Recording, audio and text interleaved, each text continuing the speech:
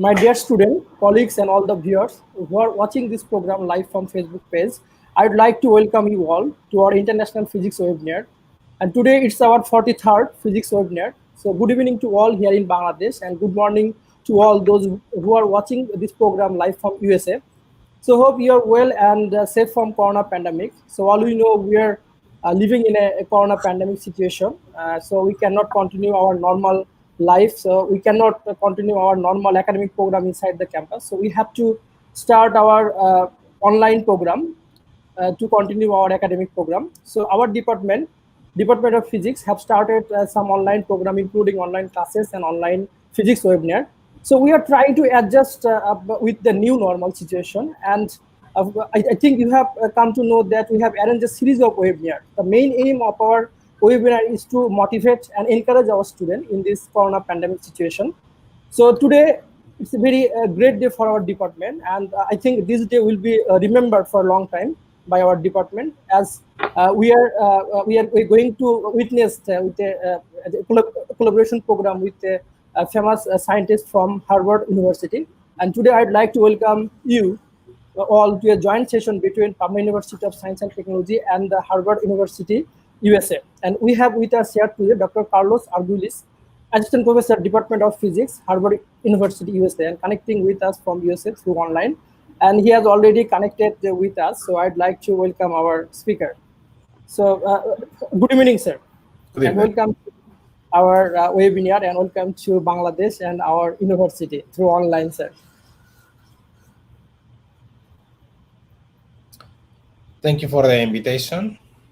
And thank you for accepting our invitation. So we'd like to say thanks on the behalf of the Department of Physics, Pabna University of Science and Technology. I think this webinar will help our students, and for those who are watching this program live on Facebook, they may understand new things about neutrino physics, and it will be a new opportunity for them to interact with such a big scientist like you. So we have arranged a series of webinar, and you know that today it's our 43rd, and in that continuity, today we got a best particle physicist, Dr. Carlos Arguelles, and this will make an environment for our students to interact with such a big scientist, and they may understand a lot of new things with him. So for those who are new, I'd like to introduce that we have divided our webinar into 3 parts. So firstly, we will introduce our speaker with all of you, and then our speaker will deliver his speech with with all of you. And at the end, we have a time. In that time, anybody can join with us. So let's go to our speaker's ID. So today's speaker, I think you have come to know the title of our today's physics webinar, the challenging the standard model with the high energy neutrinos. And our today's speaker is Dr. Carlos Arguelles. He is currently working as an assistant professor at the Department of Physics, Harvard University, USA.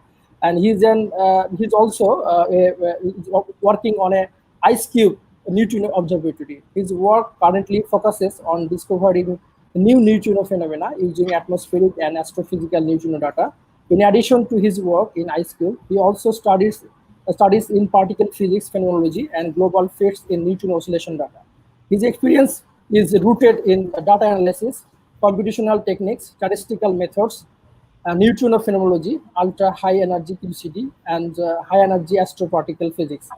He was an honorary fellow at the Wisconsin Ice Cube Particle Astrophysics Center, WIPSC. So the surprising discovery of the neutrino mass and missing leads to the obvious question, what other unexpected properties might neutrino have? Ice cube data provides a unique window to the highest energy neutrinos over the observed. It is an ideal place to search for a new beyond standard model effect, and is the main focus of his group. The ice cube detector is buried in the Antarctic continent glacier, close to the geographic South Pole.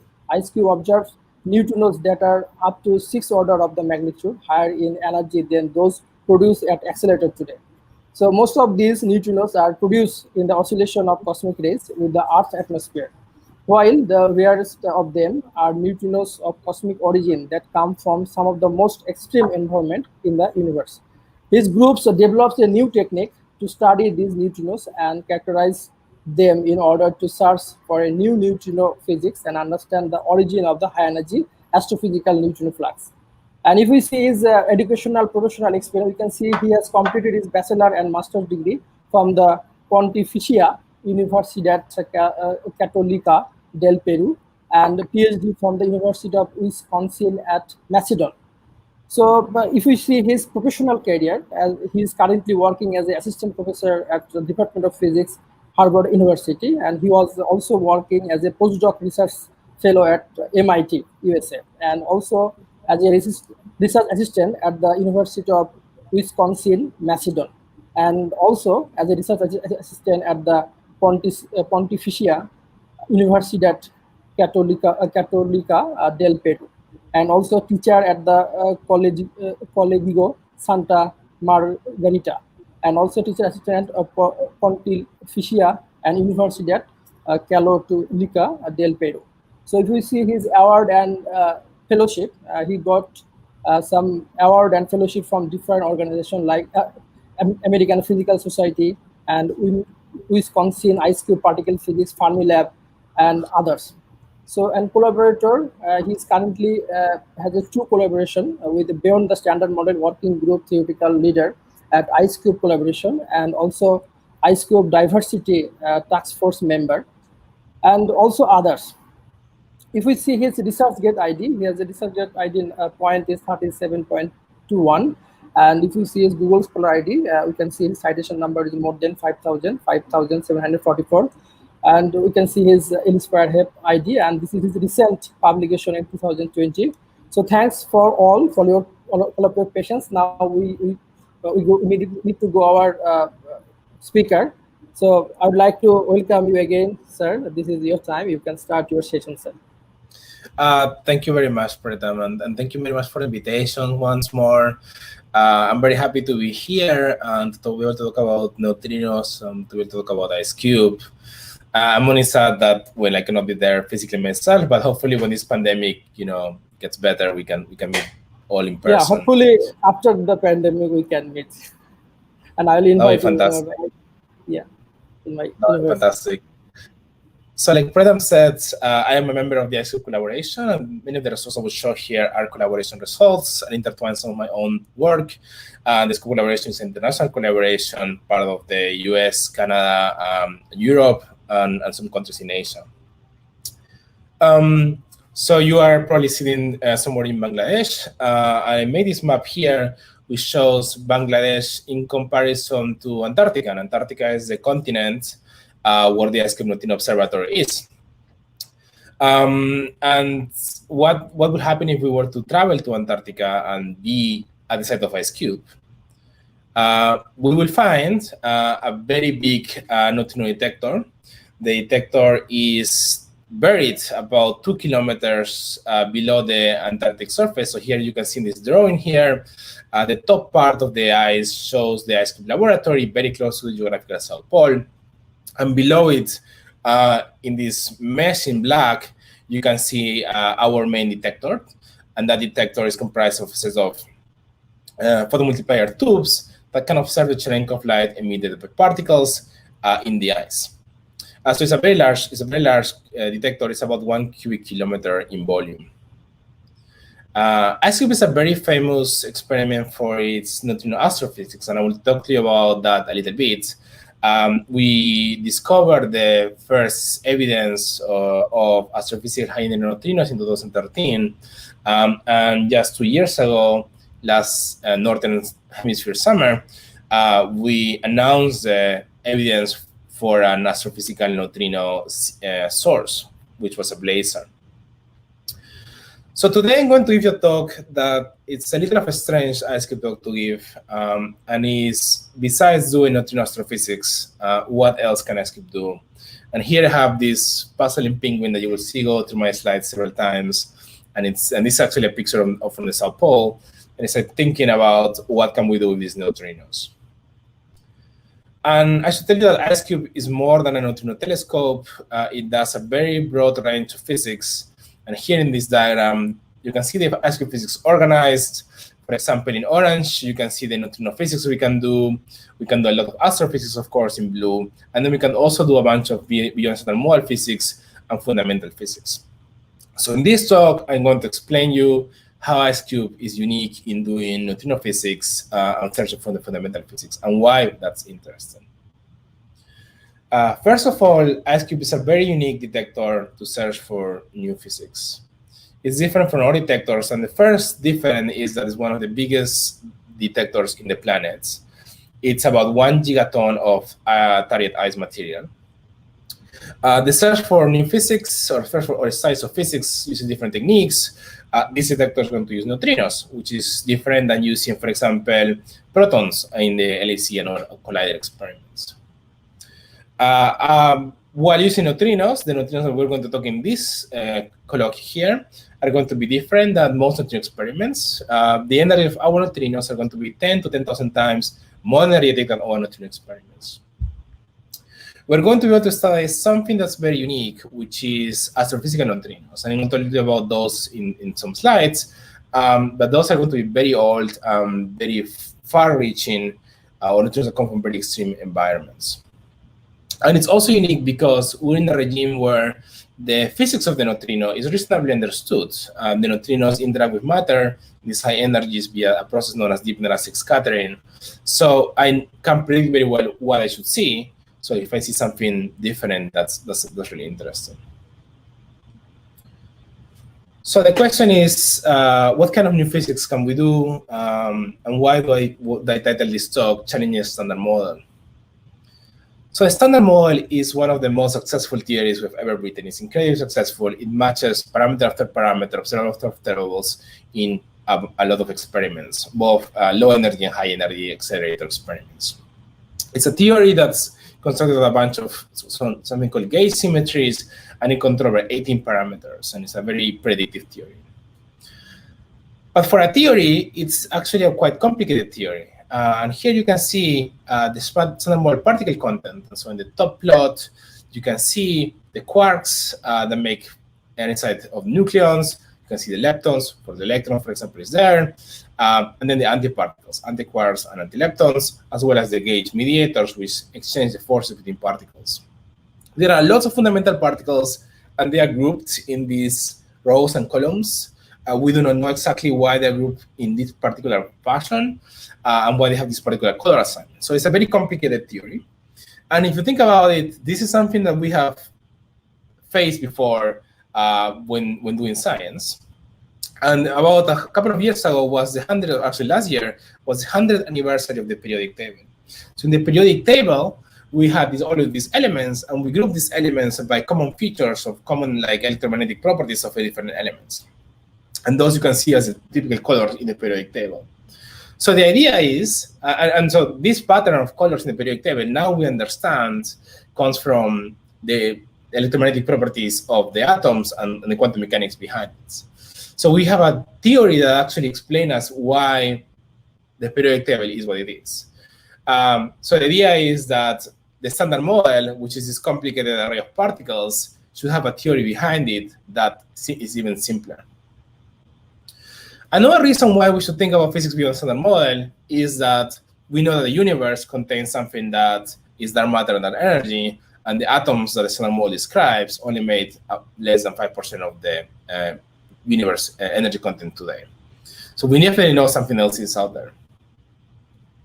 Another question, and that will be important for this talk, is that in a standard model, the neutrinos are massless. So it would be great to know why the neutrinos have mass and how do they actually get their mass. There are a large number of questions actually related to the neutrino sector. For example, the universe is concerned of matter and not antimatter, so that is a question that could be related to the neutrino sector. Neutrinos are left-handed. Why they're only left-handed neutrinos? It's another relevant question. Another thing that you could ask yourself is if neutrinos and dark matter are connected. Or you could ask yourself if there are strange results in oscillation physics. More importantly, neutrinos have a mass which was not predicted by a standard model. So if we know the standard model failed in predicting neutrinos masses, maybe it has failed in predicting all neutrino properties. And so that's why I think it's important to study neutrinos. So that being set the stage of why I think what we're going to talk about is relevant, I wanted to explain you what IceCube is, how do we do this, and then I'm going to give you 3 examples of how we can use IceCube to look for new physics. So let me start talking about neutrinos and the IceCube Neutrino Observatory. So neutrinos are going to have 2 types of interactions. The first type of interaction is going to be a neutral current interaction. And what happens there is like a Butler-Bose exchange. If a neutrino comes around and it's going to exchange this C boson, that's how we draw it in particle physics. Neutrino emits the C particle. The C particle is going to recoil against something, it could be an electron or a proton, and it's going to emit another neutrino that comes about. In this interaction, it's like a normal kind of things that you hit, like 2 things hitting each other. What you begin with is the same as what you end with. That's a normal type of interaction. Neutrinos have another type of interaction which is called a charge current interaction. That's a little distinct from the current, and it's weird because in this case the neutrino changes. So for example, you have the neutrino electron charge current interaction where the neutrino comes along, interacts with this W boson, and it makes an electron. Similarly, we can have a mu neutrino that comes in and comes out a mu. So what labels an electron, a muon, and a tau neutrino are going to be the outgoing particles that are producing these charge current exchanges. And again, in these processes, the neutrino disappears and transforms itself into this charged particle. So it's a kind of a very strange metamorphosis. Neutrinos are allowed to change between these 3, we call them flavors, nu E, nu mu, and nu tau flavor. And in 2 generations, the neutrinos can change as a function of time. So here's how it works. So you here see in the horizontal axis the distance to your detector. In the vertical axis, in purple, you see the fraction of mu neutrinos, and in green, the fraction of electron neutrinos. So if I start with a source that's purely mu neutrinos, and I go away from my source, I suddenly see that electron neutrinos start appearing, and then a little further away, they come back as mu neutrinos, and then they transform back to electron neutrinos, mu neutrinos, and electron neutrinos. And so this pattern, it's periodic. So it sort of describes like an internal clock, like the neutrinos know about time and are able to like electron, muon, electron, muon, electron. The frequency at which this oscillation or this flavor changes happens is going to depend on the mass difference between the neutrino states. And how much do they convert, how many of my mu neutrinos become electron neutrinos, and vice versa, is going to depend on something that we call the mixing amplitude, which is described by sin squared to theta. So we know that this formula is kind of simplified. In reality, it's more complicated. In reality, there are actually 3 neutrinos. The neutrinos have 3 mass states. We call them nu1, nu2, and nu3. So you see them in the left plot here. And the colors here tell you what percentage of each of the mass states is of a given flavor state. So for example, the nu1 has a very big percentage of it as electron neutrino, and then a smaller, approximately equal percentages of mu neutrino and electron and tau neutrino. This composition of different mass states to flavor states, you can write it in a matrix, and this is that matrix U, which we typically parameterize with a set of rotations. We know that there are 2 big mass gaps. One is a smaller one, which we know often as the solar mass splitting, and there's a larger one, which we know as the atmospheric mass splitting. The solar mass splitting, we know its sign, so we know that nu1 is lighter than nu2. But the bigger mass splitting between nu2 and nu3, we do not know if nu3 is heavier or lighter than nu2. So that's something that we would like to know. So this the superposition between flavor and mass states can be described quantum mechanically, or is described quantum mechanically. And we do that with this Hamiltonian. So here I write the neutrino Hamiltonian. Here U is that matrix that tells me how much each flavor corresponds to its mass states. And here the delta M squares are the mass co-differences, and E is the energy of the neutrino. So this establishes this sort of quantum mechanical system where an electron neutrino is a superposition of mass states and is going to time evolve according to this Hamiltonian. and you can use just that time evolution equation. So this implies that because the neutrinos are time evolving, that means they have to have a sense of time, because if you are massless, your time goes as light, which means it just doesn't pass. So the observation of flavor changes, or this periodic behavior of neutrino flavor change, is intimately related to neutrino masses. Not only neutrinos have this periodic behavior that's due to these masses, they also can change flavors if they interact with matter. For example, in the center of the sun, the nuclear events in the center of the sun emit neutrinos, and those neutrinos can interact with the electrons in the sun, inducing flavor changes. Sometimes the flavor change will be periodic. Sometimes the flavor change will not be periodic. In a solar case, it actually is not periodic. So one thing that we can look for new physics is by looking at flavor morphing. Flavor morphing can be periodic or can be non-periodic. Maybe sometimes the neutrino comes and goes, and sometimes it just stays in a given flavor. Any strange flavor morphing is a sign of new physics and new interactions. So now let me tell you about neutrinos in IceCube. So this is an image of the IceCube lab in the South Pole. This is where our computers are. And these two turrets go to the cables that connects to the rest of the detector.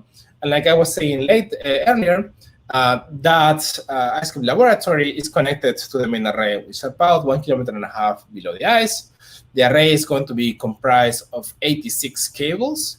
Each cable is going to have 60 of what we call digital optical modules. And those, if I just zoom into those, made this grid.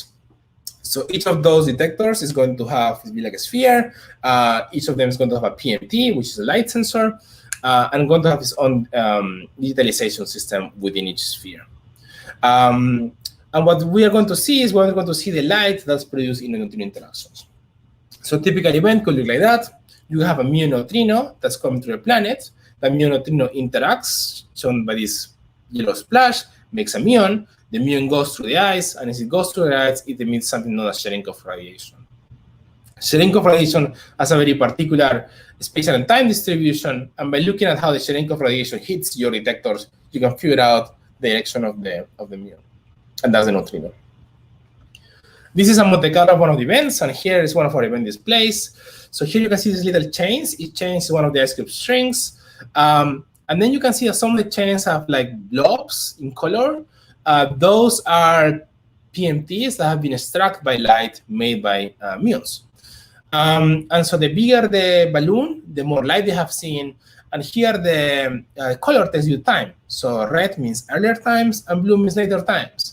So what you're hearing here is a muon that went from the left part of the array to the right part of the array, crossing. And this muon in this Monte Carlo has approximately 140 TeVs of energy.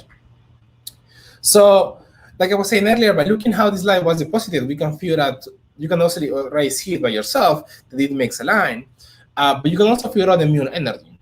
And how you do it is using the fact that at high energies above a TeV, the muon energy losses, so how frequently the muon emits energy, is going to depend on the muon momentum. So by looking at the energy position along this trajectory, I can estimate the muon energy, and that's the neutrino. These events are really big. This is an image of one of those events. That crosses our detector, and this is actually on top of MIT campus and Harvard Bridge down there. So these are like kilometer-size events. So if you remember that I was talking to you earlier about the 3 types of Feynman diagrams, we have in IceCube sensitivity to the 3 types of charge-current interactions. So mu-neutrino charge-current interactions are going to be able to make these long tracks, and we can see them if they begin in the detector, or like in the previous image, if they just go through the detector. Charge-current electron-neutrino events, we can see them if they interact inside the detector or sometimes around the detector. Tau neutrinos are going to be observables, or simply they identify as such when they interact inside the detector, and I will show you one of our first tau neutrino events. So these Feynman diagrams are actually going to translate themselves into detector observables. Those are our event topologies. So you can see how this actually looks in the detector. The left one is what I showed you earlier, is these tracks. That makes these long muons. For those, the energy resolution is about a factor of 2, and the angular resolution is better than a degree. Neutral current events and charged current electron events are going to make blobs. Those are almost isotropic energy positions and no tracks. So there, the energy deposit is 15% with an angular resolution of about 10 degrees at 100 TeVs. And then the final one is rather special and is related to tau neutrinos, and that is produced by following fact. You have a tau neutrino, it's produced in the red blob, and that tau neutrino makes a tau particle. The tau particle is very energetic, and it can live some distance, and then it dies. And these two, production and decay of the tau, makes this double cascade signature. And this one, for example, is a very, very high energy one. Tau neutrinos are really, really difficult to observe. And the reason that this separation that I show you that's very dramatic is only possible at very high energies. So in this plot, I show you the neutrino energy. So if I have a neutrino beam of like 100 GeVs, the separation between producing the tau and the tau decaying is around 5 millimeters. So you need a very, very well-defined detector to see it. If your energy is much less, like say at 10 GeV, the separation is only half a millimeter. In ice cube, the separation between the tau and the tau neutrino events is going to be, could be as large as 50 meters. And so most experiments live in this very, very, very small regime. So it's very difficult to see tau neutrinos. You need a really, really large and finite detector. So in ice cube, we can see those neutrinos at high energies where the tau separation is very large, much higher than any accelerator-based neutrino experiments. So the next question is, where do these neutrinos I've been talking about come from? Most of the neutrinos are going to come from cosmic ray air showers. And so what that is you have protons or heavier elements hitting the Earth atmosphere. And when they hit the Earth atmosphere, you can have like a proton hitting an Earth molecule and then disintegrating. And when they disintegrate, they're going to start a cascade of particles. And this cascade of particles is going to meet particles that can produce neutrinos. For example, in this diagram, you can see that there's a pi being produced, that produces a muon and a neutrino. You can also produce neutrino from kaon and heavier mesons. The atmospheric neutrinos is going to be a source of neutrinos that's going to come from all directions in the planet, because the cosmic rays at high energies are approximately isotropic. And so if you look at them as a function of this angle, which I define as the zenith angle, so a zenith angle of 0 just means that I look to the south, and a zenith angle of 180 degrees, it just means I go through the whole planet. So if I look at each of these angles, I will always be able to see neutrinos or antineutrinos. So there's going to be a lot of those. ASCII observes many of these neutrinos. This is an image that shows you what we observed in 2 years of data, but we have now more than 300,000 atmospheric neutrinos in our samples. The neutrino spectrum looks like this. It's shown by as a pink line. So you see most of our events are actually somewhere around 1 TeV of energy. And then it drops. And let me explain you why it drops. The atmospheric neutrino flux rises with decreasing energy. The cosmic ray flux is approximately a power law. So the lower energy you have more cosmic rays, and that's more and more neutrinos. But what happens is that our detector is these grids of domes, of PMTs, and there is some spacing between these PMTs. And so our efficiency to detecting low energy events is small. And that causes that somewhere below a TeV, we stop being efficient in seeing muons. So this shape that you see, like it rises and it falls down, is a combination of the atmospheric neutrino flux is always going up as you go down in energy, and our detector being more efficient as you go from lower energies to higher energies. So somewhere around a TeV is where we are like, we have the most rates. So that's what atmospheric neutrinos looks within ice cube in its energy distribution.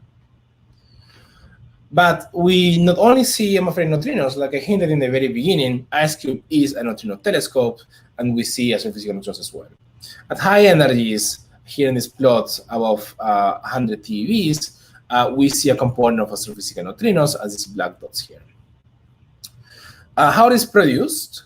Well, somehow similarly to our cosmic rays, in this case, you're going to have some cosmic accelerator, some object that's going to accelerate protons to high energies, and around those protons, there's going to be not air, but it's going to be gas, and there's going to be light, and protons can interact with this ambient radiation and start a cascade of particles close to that object. And in doing so, they can emit particles like pions, protons, neutrinos, and whatnot.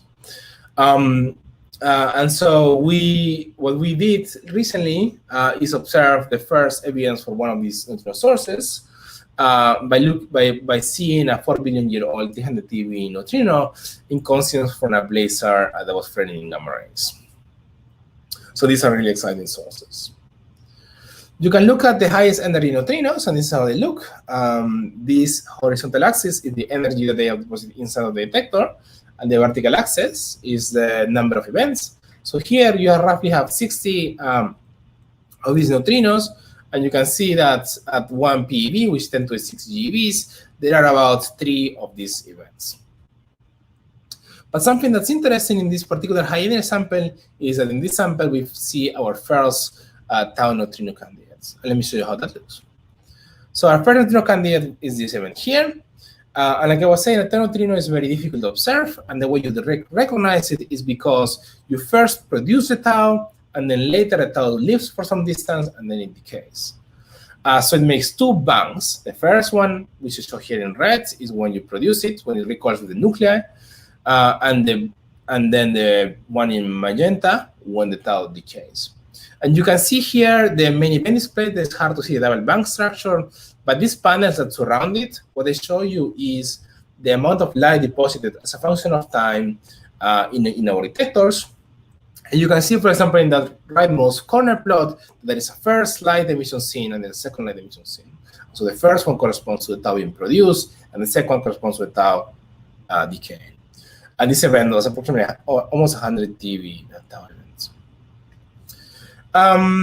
So some takeaways so far. So the neutrinos flavor changing, moving from one flavor to another, is what told us the neutrinos have masses, which was what when the standard model predicted not be the case. So seeing flavor changing is important for us. It will be a gateway to look for new physics. The ice cream neutrinos are very, very high energies, and the energies are actually similar to those at the LHC.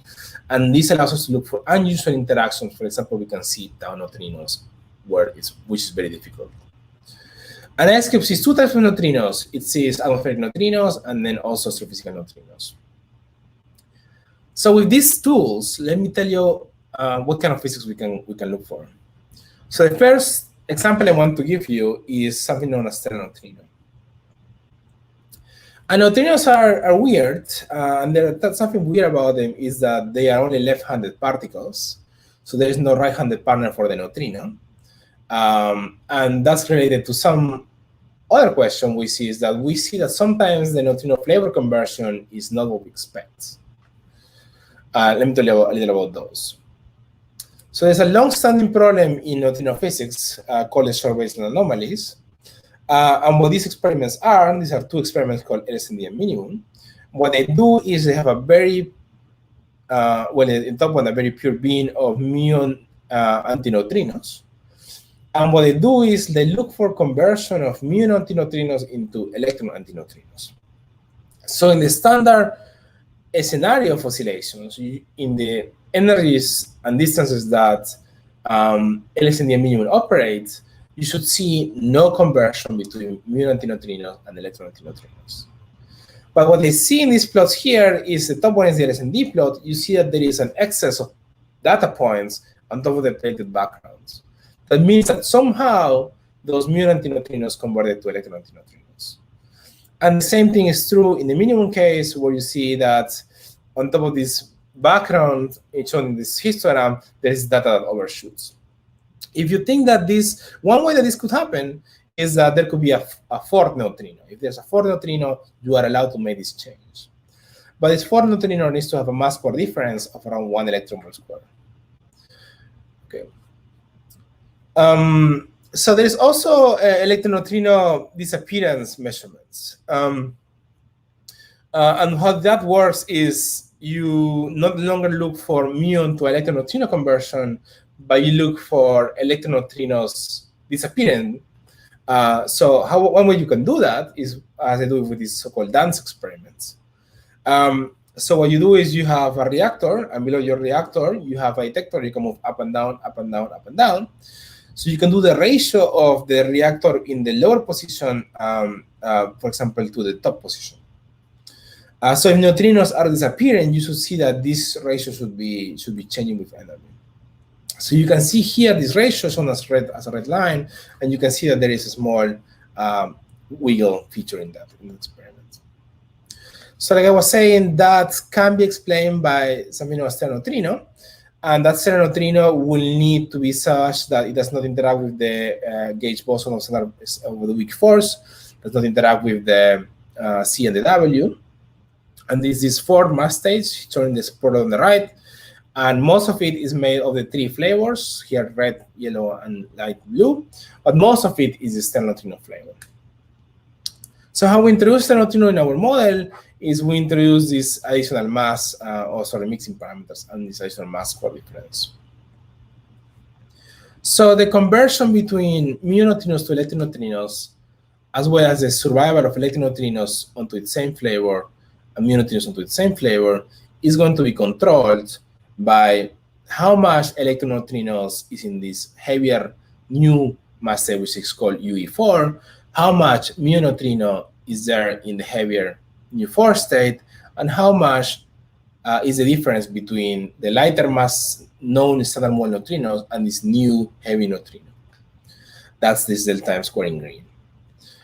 So you can see here the disappearance probability, survival probability. So the probability that an electron neutrino maintains its flavor depends on this blue color and the delta M square.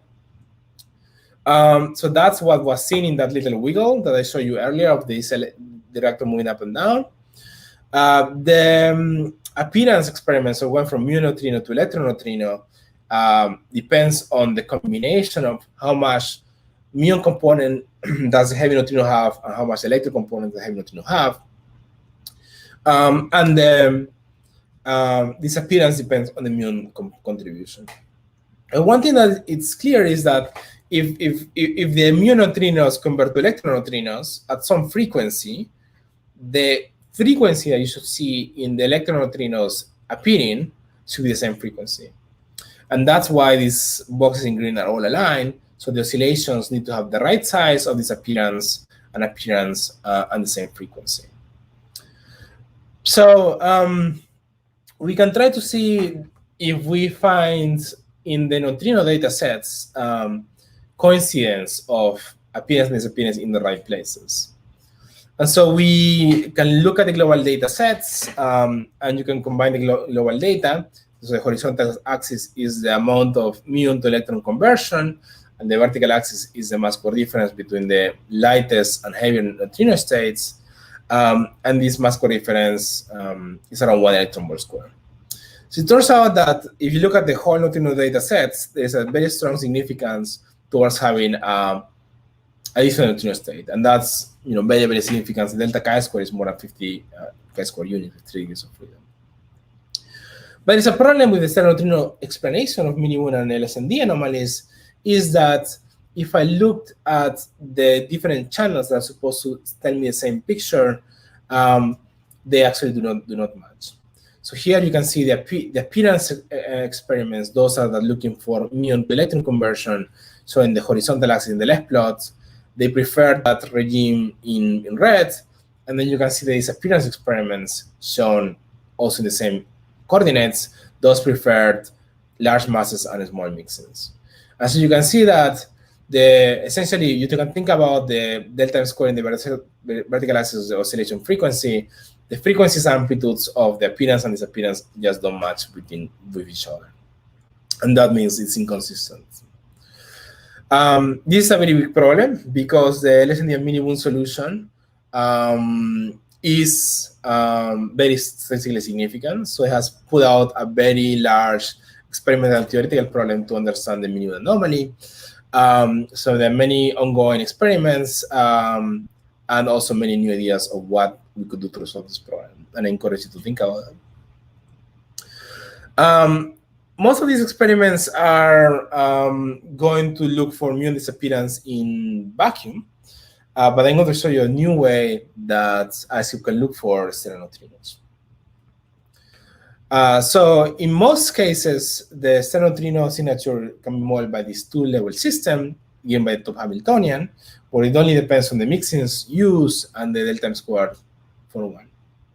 In the case of IceCube, the neutrinos that we observe are produced in the atmosphere, and that means they have to go through a very long length from their production to detect them. In that long length, these neutrinos are going to traverse to large amounts of matter, in making a difference in the neutrino Hamiltonian. So we can test neutrino stereo hypothesis in a very different regime. So in this case, the new forces between neutrinos, or the lack of a force between the stereoneutrino and their flavors, are going to introduce a flavor conversion. And let me show you how that looks. So here I have show you a plot of an antineutrino going through the whole planet. And the stereoneutrino, unlike the normal neutrinos, does not have interaction with matter. So you can see something very interesting happens here is that in the case of neutrinos, which is on the left plot, the neutrino converts between being an active neutrino, so mu neutrino in this case, to stereoneutrino, that's green versus purple. So it goes green, purple, green, purple, green, purple. But in the case of the antineutrino, which is on the right plot, the conversion happens between, it starts being mostly green, and then it converts to an entirely blue case or a purple case. And this is like something known as a matter resonance conversion. Essentially what's happening is that the matter effects, the matter densities in the Earth are allowing a large enhancement in the transition probability between a muon and a sterile neutrino. And you can see that in the antineutrino channel only. So if you plot where this happens in energy, you will see that that happens somewhere around TeV, this conversion. So in IceCube, what we can do is look for this disappearance of mu neutrinos as a function of energy and baseline. So this is shown in these plots here. So the horizontal axis is the cosine of the zenith angle that tells you the direction, and the vertical axis is the energy of the neutrino. And so for example, if I fix the mass of the stereoneutrino fixed and I increase my conversion amplitudes, you can see that this blob goes from the left with the smallest mixing to the right with the largest mixing. So it increases in size and moves from left to right.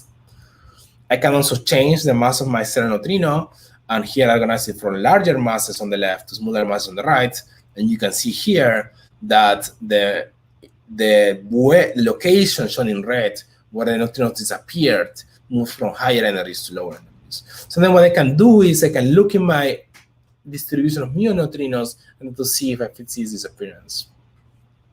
So we have conducted a new search, which we call MEOWS. It's a search for neutrinos using 8 years of IceCube data. We have 300,000 events collected in these 8 years of data. The results will be published soon. And so here you can see more or less what we expected, but it's a very precise measurement of the mu neutrino spectra in direction and in energy. So the results of this measurement is shown here, and that shows you a function of the mixing amplitudes of active stereoneutrinos and the mass square difference. So we actually place very strong constraints on those parameters, but we see a small hint of mu neutrino disappearance. So stereoneutrinos are very well motivated by the surface anomalies and other theoretical models, and IceCube can look for those through unique ways. Our results in mu neutrino disappearance are actually one of the most competitive statements, but maybe hinting something else is going on.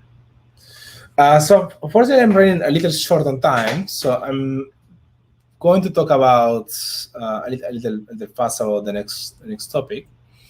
So another thing that we can look in ice cube is look for dark matter.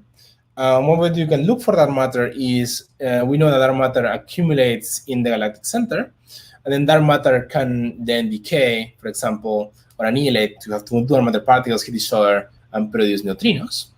And what we can look for is we can look for high energy dark matter in the galactic center making neutrinos. So we have done this analysis, which look for that sort of thing, and we didn't see that. We also look for dark matter.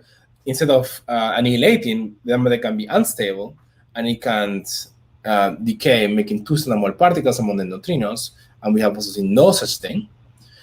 This can actually be done through many, many experiments, and this process kind of like shows you all of the what's going on in the search for dark matter to neutrino annihilation as a function of the dark matter mass, and it covers a very wide range. Here, ice cube is one of the most important results for dark matters of 10 TeVs and higher. I'm going to skip this, but there's a new way that we can look for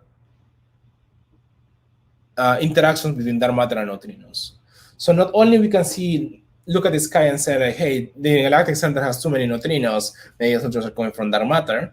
There is something else that's really interesting, I think. So we know that there is an astrophysical neutrino flux of neutrinos, and we know that there is dark matter in the galaxy. We just don't know what it is.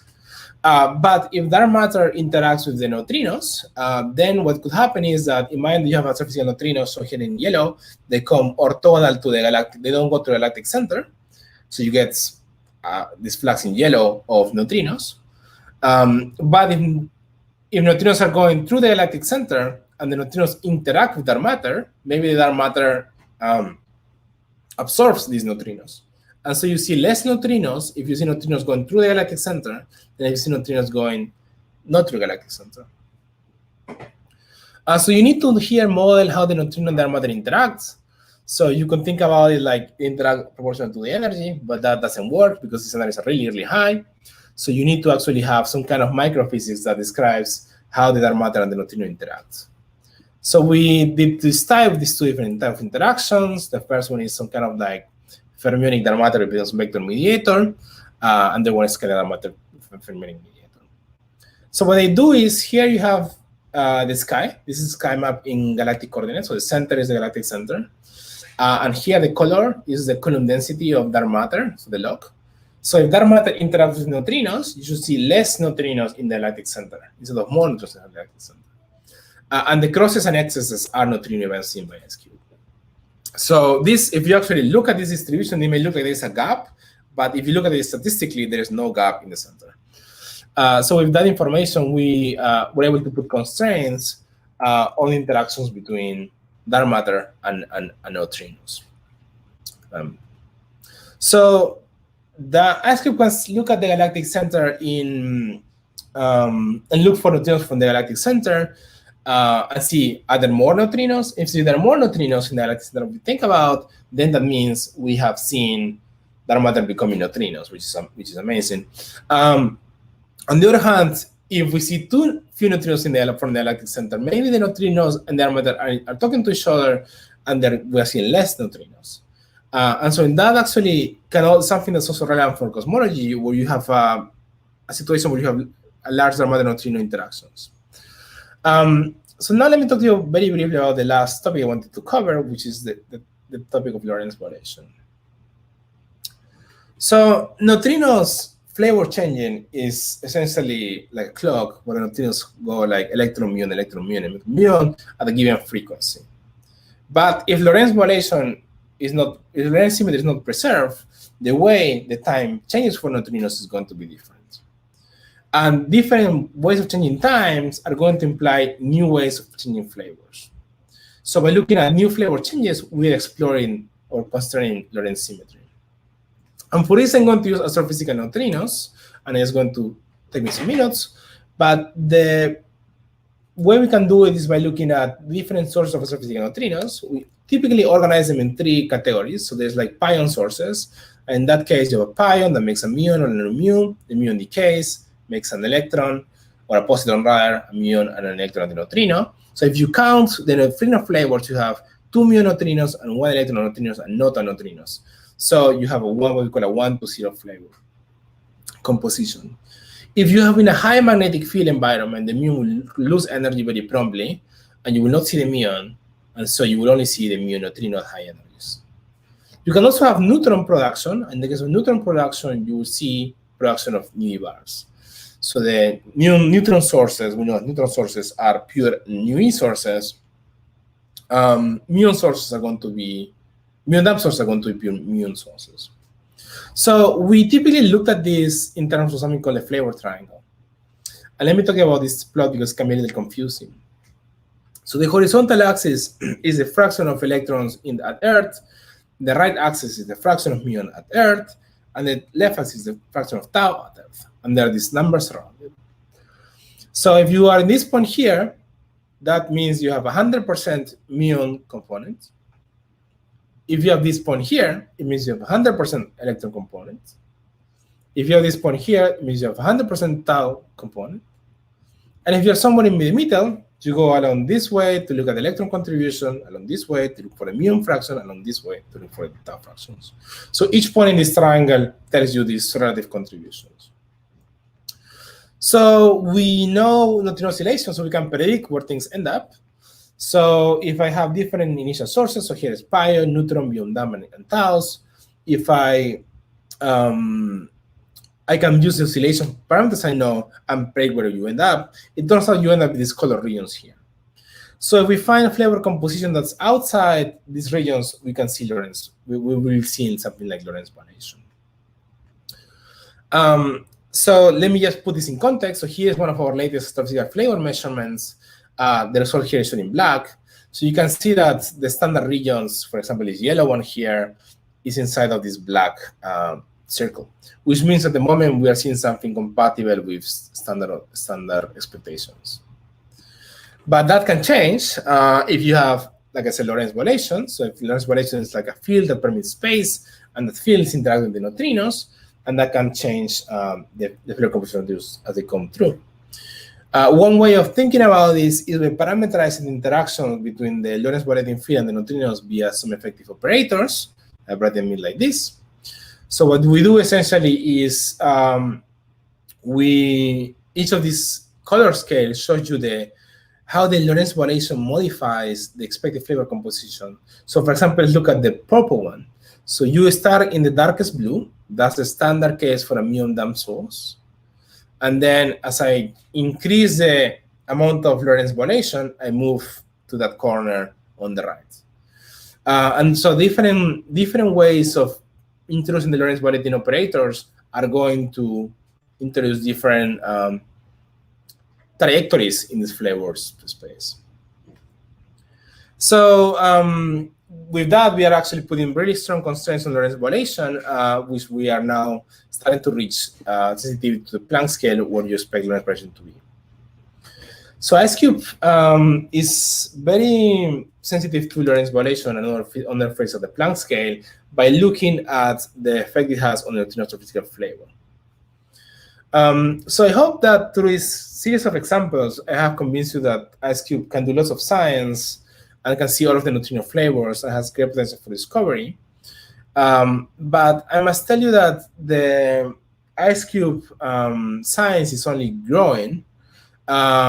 We have an upgrade that's going to be happening in 2 phases. The first phase we hope to be, is already funded by the National Science Foundation in the US and also international support.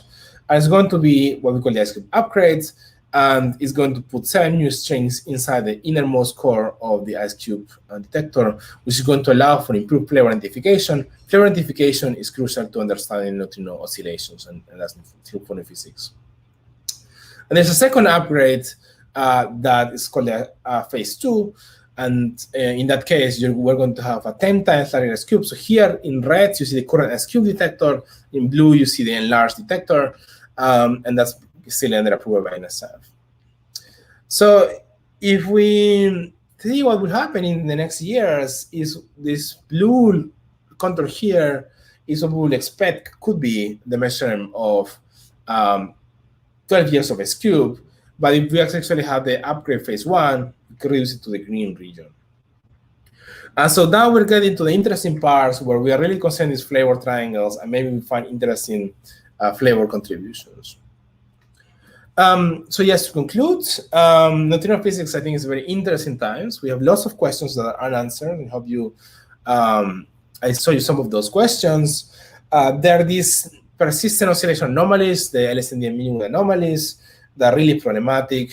Dark matter is still a big mystery, and maybe it's related to neutrinos. Maybe neutrinos and dark matter are really good friends. We also are interested to know what's going on at very extreme scales, like the Planck scale. And neutrinos have sensitivity to that. So we have still much work to do in the future. There's still lots of data to be analyzed by the IceCube. I hope to come back here and show you more results. And the IceCube upgrade will also improve our precision. And with that, may your physics be BSM, and thank you. Now we'll take questions. So thank you for a wonderful session. So now if you allow us, we can start our discussion session. So we have got some question in comment. And what will happen when the two dark matter collide? So you have shown that there will be a neutrino maybe sometime may form. Is it? So you're talking about the dark matter annihilation to neutrinos. Yeah. Yes, that's a good question.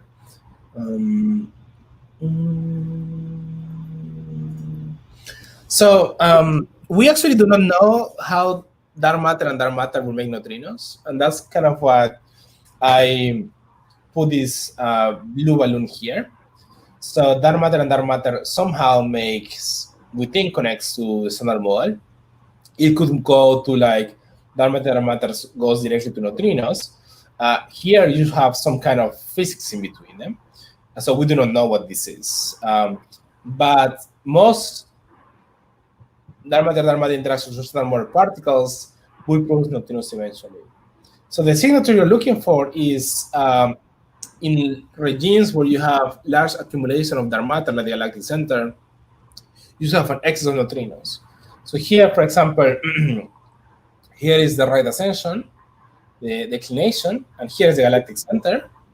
So what you see is that if dark matter goes to, for example, a pair of muons, or similarly for a pair of neutrinos, you'll see more neutrinos here. So that's how you will single it out. Now, once you see that they're like, let's say, many neutrinos from the galactic center, exactly how did the dark matter annihilate to make those neutrinos is the next question.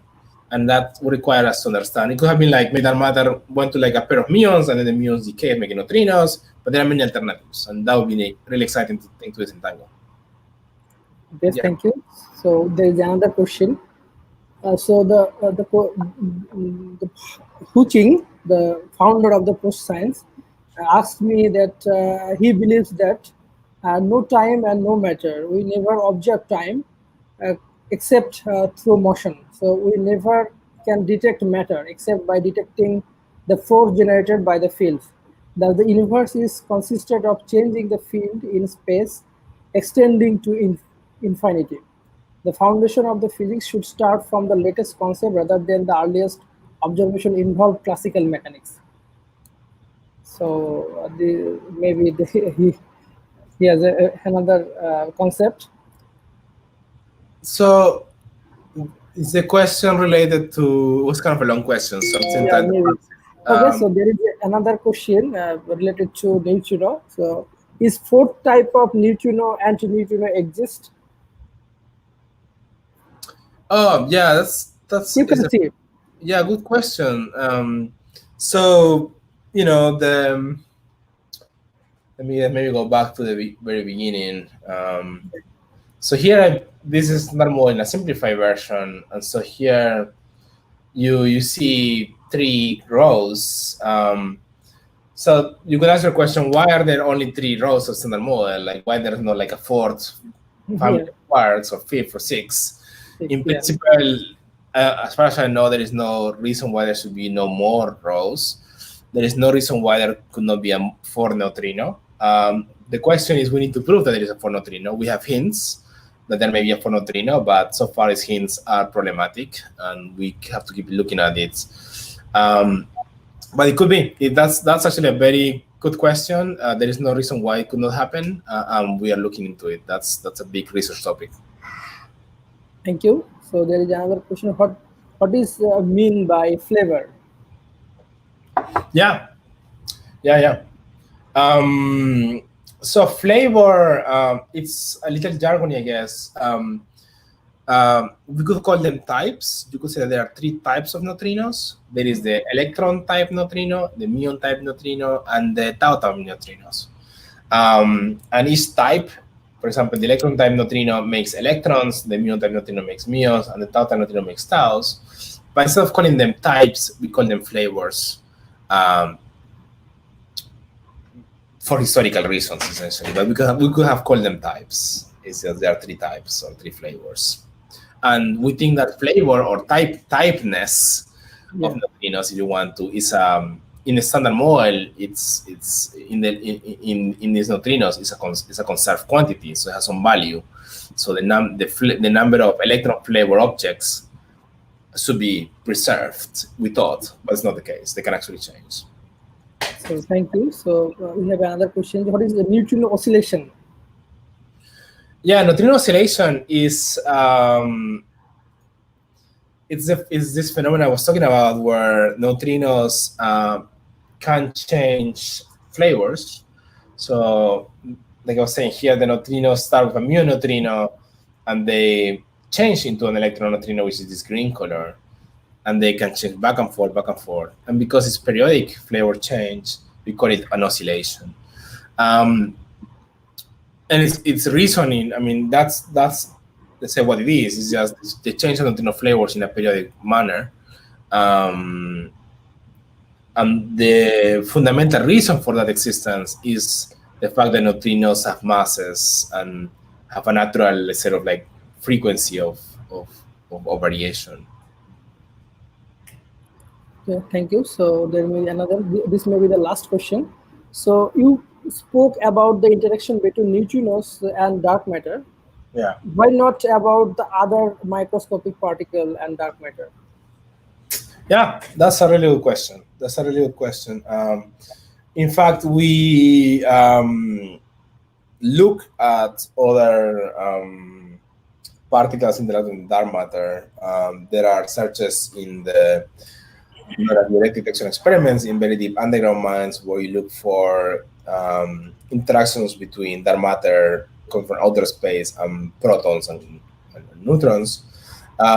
You can also look for essentially dark matter, cosmic rays, for example, going through the universe with protons most of the time. Protons hitting dark matter also in the universe. And similarly, you will see features in that cosmic ray spectra of dark matter due to dark matter accumulation. No, the reason I'm talking neutrinos is because I think that it's a particularly interesting channel and it's one of the least explored channels in some sense. We have had other ways to look for or easier to manage particles and look for their connection to dark matter. Neutrinos is one that we're just sort of starting upon to look, so there is more room for exploration. But yes, that same thing that I described for neutrinos can happen with other microscopic particles. Okay, thank you. So for your nice presentation and question and answer session. So if you allow, we have another question.